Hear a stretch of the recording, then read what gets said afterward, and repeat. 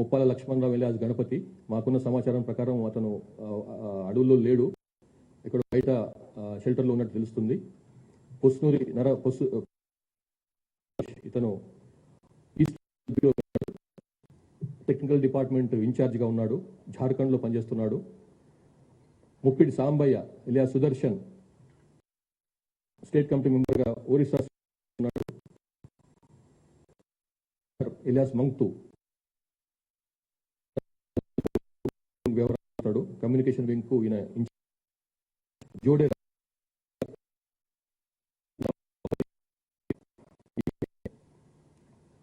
Mart division ఇన్ఛార్జిగా ఉంది, divisional committee state zonal committee member స్థాయిలో ఉంది.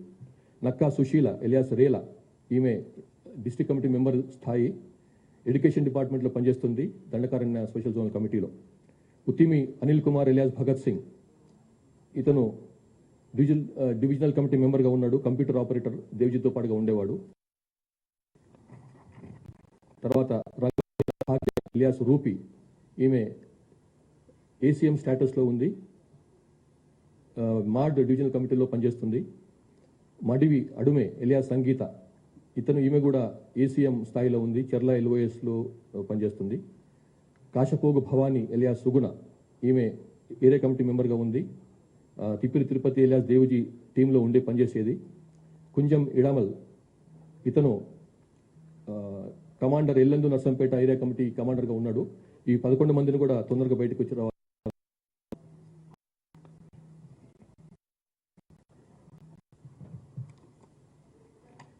आज हिंदी में दो लफ्ज बोलेंगे, उसके बाद में అంత అయిపోయిన తర్వాత మొత్తం సీసీలో మిగిలిన వాళ్ళు ముగ్గురు, గణపతి, టెక్ విశ్వనాథ్ అంటే Pushnuru Narahari and mister Besara alias Sagar. అయితే నరహరి ఇంకా సెంట్రల్ కమిటీ మెంబర్ కాలేదని చెప్పి మన ముందుకు వచ్చిన వాళ్ళు చెప్తున్నారు. కాబట్టి ఇద్దరిని అనుకోవాలి, ఆ ఇద్దరిట్లో ఒక ఆయన తెలంగాణ ఆయన, ఇంకొక ఆయన జార్ఖండ్ ఆయన. నరహరికి ఆ స్థాయి ఉందో లేదో ఇంకొక తెలియదు, కానీ మన లిస్టులో మాత్రం ఆయన సెంట్రల్ కమిటీ మెంబర్గా ఉన్నాడు. आज सीपीआई माओवाइस्ट प्रतिबंधित संगठन जो है उसके 4 वरिष्ठ नेता अज्ञात छोड़ के, भूमिगत गतिविधियों को छोड़ के बाहर आ गए हैं। सरकार के सामने लीगल और कॉन्स्टिट्यूशनल काम करने के लिए इसमें तिप्पिरी तिरुपति,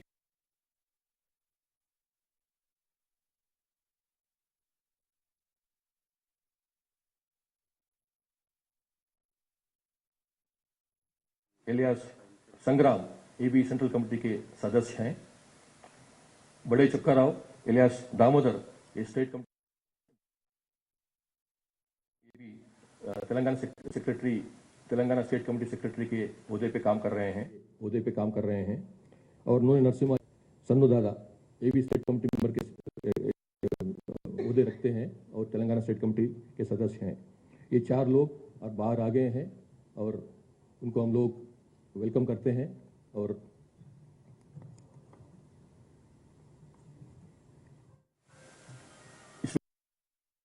उत्तर प्रदेश के नेटिव वाले हैं, अज्ञात में हैं उन लोग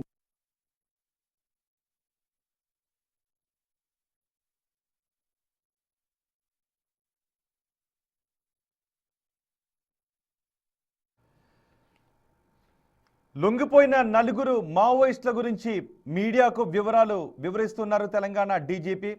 ఇది మావోయిస్టులకు మరో పెద్ద ఎదురుదెబ్బ. నలుగురు కీలకమైన మావోయిస్టులు లొంగిపోయారు. దేవ్జీ అలియాస్ తిప్పిరి తిరుపతి, ఆయన కేంద్ర కమిటీ కార్యదర్శి, అలాగే చొక్కారావు రాష్ట్ర కార్యదర్శిగా ఉన్నారు. ఇక మల్లా రాజిరెడ్డి, నరసింహారెడ్డి, నలుగురిని మీరు బిగ్ టీవీ స్క్రీన్ పైన చూడొచ్చు.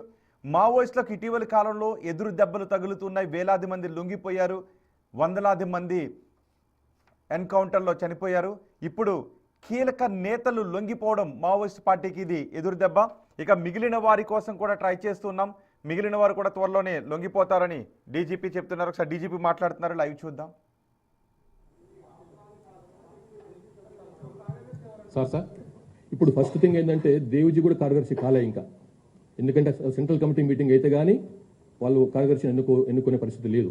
సెంట్రల్ కమిటీ మీటింగ్ అయ్యే పరిస్థితి లేదు కాబట్టి దేవ్జీని కూడా కార్యదర్శి చెప్పలేము. కానీ మన మీద ఉన్నాడు ఆయన, కానీ అయ్యే అవకాశం ఉండేది. సెంట్రల్ కమిటీ మీటింగ్ అయితే ఆయన ఆయన కార్యదర్శి అయ్యే అవకాశం ఉండేది. సార్ గణపతి గారికి సంబంధించిన నాజుకు ఉంది సార్, ఆయన లొంగిపోతారని చెప్పి ఉదయం కొన్ని న్యూస్ స్పెక్యులేషన్ వచ్చాయి సార్. మాట్లాడుతున్నారండి సార్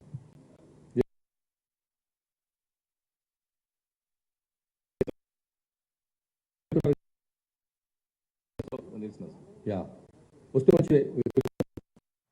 యా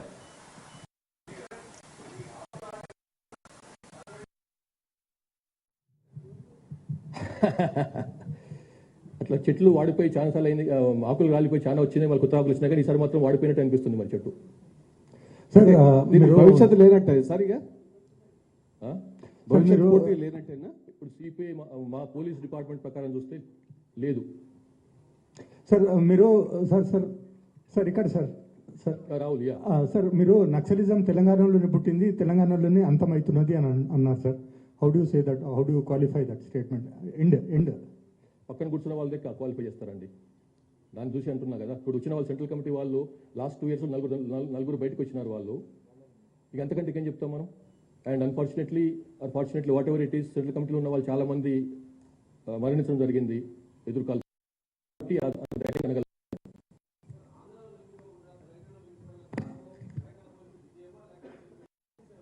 ఈ టాక్టిక్స్ ఏం లేవండి. ఆయన పనిచేస్తున్న తెలంగాణ స్టేట్ కమిటీలో కదా, కాబట్టి పైనుంచి దండకారణ్యం నుంచి తెలంగాణకు వచ్చిండు, వచ్చేసి ఇక్కడికి డైరెక్ట్ హైదరాబాద్ దగ్గర ఉంటుంది కదా, విజయవాడ కంటే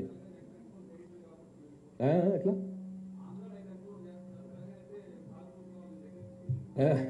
అట్లేదు అది కరెక్ట్ కాదు.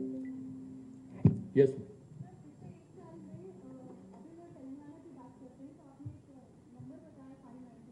जी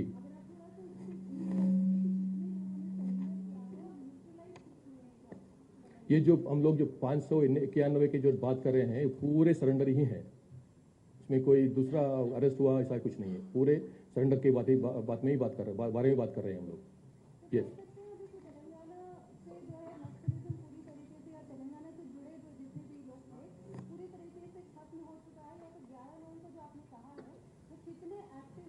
अब 11 लोगों में जहां तक मुझे मालूम है इक्का दुक्का छोड़ के बाकी कोई एक्टिव नहीं है.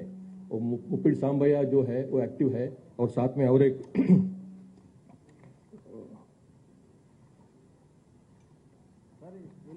ఒక్క నిమిషం ఆయన ఒక్కని తప్పిస్తే ఎవరు కూడా యాక్టివ్ లేరు. మిగతా అంతా కూడా మామూలుగా కంప్యూటర్ ఆపరేటర్లు గానో లేకపోతే కమ్యూనికేషన్ వింగ్లో పనిచేస్తున్నారు. కాబట్టి యాక్టివ్ ఉన్నది వారు ఒక్కరే, ఆయన ఒక్కడే. కాబట్టి ఆయన గారితో పాటుగా మిగతా 10 మంది కూడా వచ్చేస్తే మంచిగా ఉంటుంది. Sir Praveen sir, ABN sir, it sir. Sir ఇప్పుడు తెలంగాణలో మావోయిస్ట్ పార్టీ చివరి అంకం చేరుకుంది. సో ఎస్ఐబి ఇంకా క్లోజ్ చేస్తారా? ఎట్లా సార్ నెక్స్ట్ ఎస్ఐబి పరిస్థితి? లేదు, ఏం క్లోజ్ ఉండదండి, అది నడుస్తూనే ఉంటుంది, అదేం క్లోజ్ కాదు.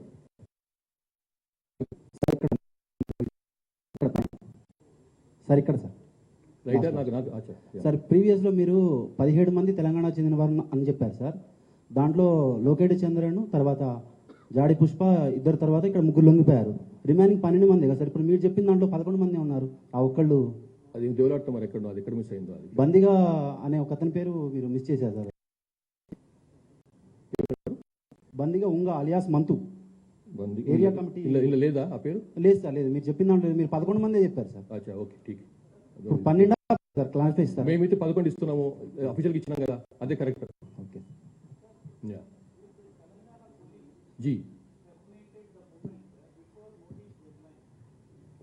no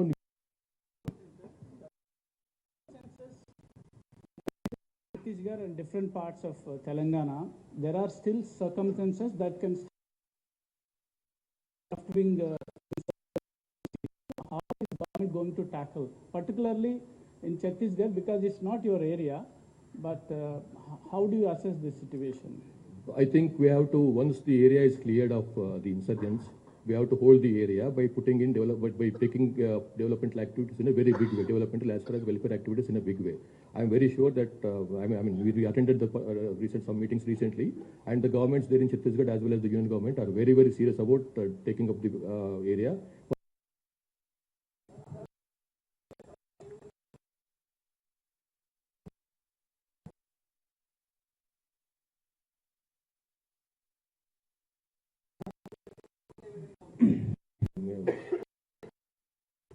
ఇప్పుడు మనకి ఇంకా వేరే పని ఉంది ఇక్కడ.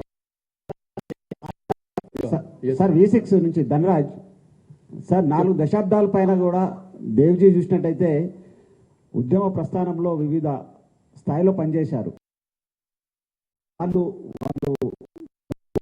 కారణాలు ఏమై ఉంటాయనేది వాళ్ళ మాటలు ఒకసారి. ముందు దేవ్జీ మాట్లాడు.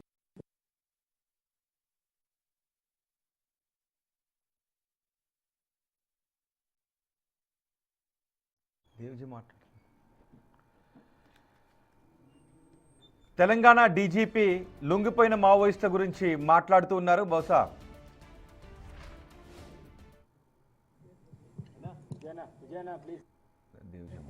దగ్గర పెట్టి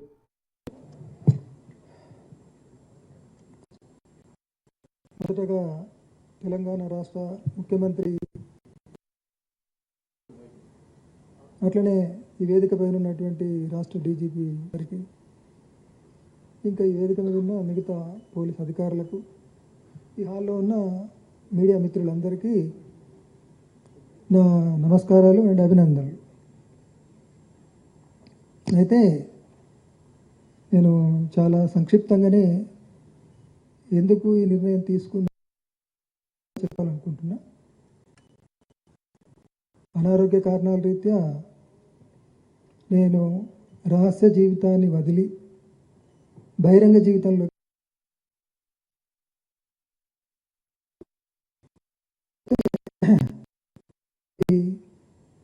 వ్యక్తిగత జీవితాన్ని కొనసాగించడం కోసం మాత్రం కాదు అనేది స్పష్టం చేయాలనుకుంటున్నాను. ప్రజల సమస్యలపైన చట్టబద్ధ పద్ధతుల్లో, అంటే లీగల్ ఫ్రేమ్వర్క్లో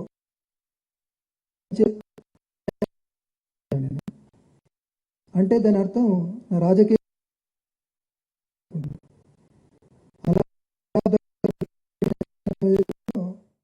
దాన్నే గైడెన్స్గా తీసుకొని పనిచేయాలని ఈ సందర్భంగా తెలియజేస్తుంది.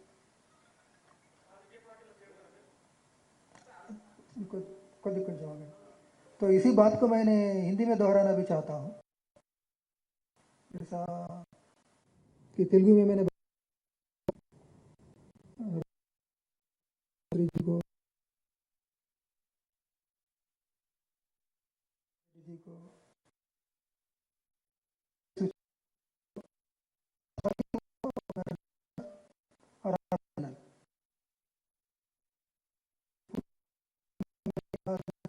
मैंने समय के बाद तो बहुत ही संक्षेप में बताना है तो चलते हैं, मैंने ये निर्णय लिया। लेकिन आगे जाके जनता की समस्या के लिए कानून की दायरा में, मतलब लीगल फ्रेमवर्क में काम करूँगा। तो इसका मतलब इसे मैं ये बताना चाहता हूँ कि मैंने आगे जाके भी, आइंदा भी पॉलिटिकल लाइफ ही मैंने, मतलब राजनीतिक जिंदगी ही मैं बिताऊंगा करके। और इसके साथ साथ मैंने दशकों से जो विचारधारा को माना, उसको गाइडेंस के लेकर काम, उसी लेकर ही काम करूँगा। मतलब लीगल फ्रेमवर्क में ही, चाहे पॉलिटिकल लाइफ हो, चाहे थ्योरेटिकल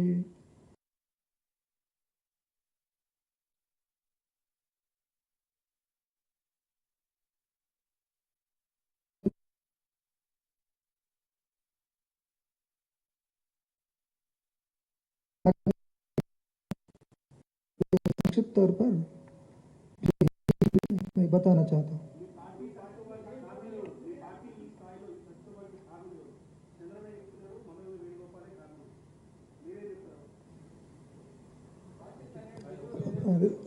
సంక్షిప్తంగా చెప్తా అన్నాడు. సో ఒక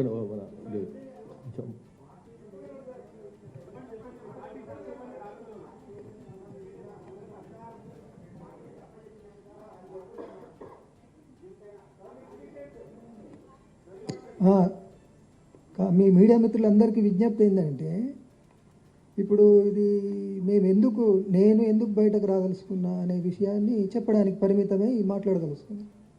ఇప్పుడు ఉన్నటువంటి మీరందరూ ఎంతో ఆశపడి అడగడం మీ డ్యూటీ, మీరు ఆశిస్తారు కూడా. కానీ ఇప్పుడున్నటువంటి ఈ సందర్భంలో మీరు అడిగే విషయాలన్నిటికీ సమగ్రంగా వివరంగా చెప్పడం అనేటువంటిది సాధ్యం కాని స్థితి. అలాంటి స్థితిలో నేను ఏ ఒక్క వాక్యం మాట్లాడినా అది అపార్థాలకు, అపోహాలకు, అనవసరపు చర్చలకు దారితీస్తుంది. కాబట్టి ప్లీజ్ దాన్ని నివారించడం కోసం, అనవసరపు అపార్థాలకు, అనవసరపు చర్చలకు దారితీయకుండా ఉండడం కోసం నేను లేదా మేము నిర్ణయించుకుంది ఏంటంటే, మీరు ఎంత వివరంగానైనా కానీ నేను ప్రశ్నలు అడగచ్చు, ఎంతైనా చర్చ చేయొచ్చు. దానికోసం మేము తగినంత సమయం కేటాయిస్తాం ఇంటర్వ్యూల రూపంలో. కానీ ఈ సందర్భంగా ఈ తక్కువ సమయంలో మీరు అడిగే ప్రశ్నలకు చెప్పే జవాబు అది ఈ స్థితిని అర్థం చేసుకుంటే బాగుంటుందని మీ అందరినీ అప్పీల్ చేస్తున్నాను. అంతే తప్ప వేరే ఉద్దేశం లేదు. అదే అన్ని ప్రశ్నలకు కూడా విషయాలు మీరు చాలా అడుగుతారని తెలుసండి, అడగాలి కూడా. కానీ సందర్భం ఏంటిదంటే, నేను చెప్పాను అనుకోండి, మీరు అడిగిన విషయానికి ఉదాహరణకు 15 నిమిషాలు చెప్పాలి, కానీ నేను 2 నిమిషాలు చెప్తా. దాన్ని ఇంకో ప్రశ్నతో జోడించినప్పుడు అది అపార్థానికి దారితీసి వక్రీకరణకు గురి కాబడుతుంది. దీన్ని అవాయిడ్ చేయడము పరిస్థితి రీత్యా రేపు నా రాజకీయ జీవితాన్ని కొనసాగించడం కోసం అనుకుంటున్నా. మీ జీవితానికి సమస్యగా రాకూడదని ఫీల్ అవుతుంది.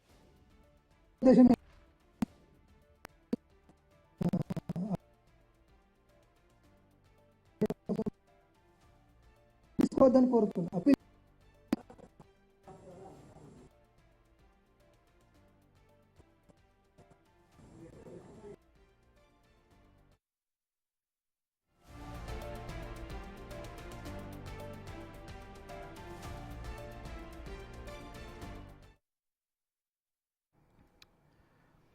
దేవ్జీ మాట్లాడుతున్నారు.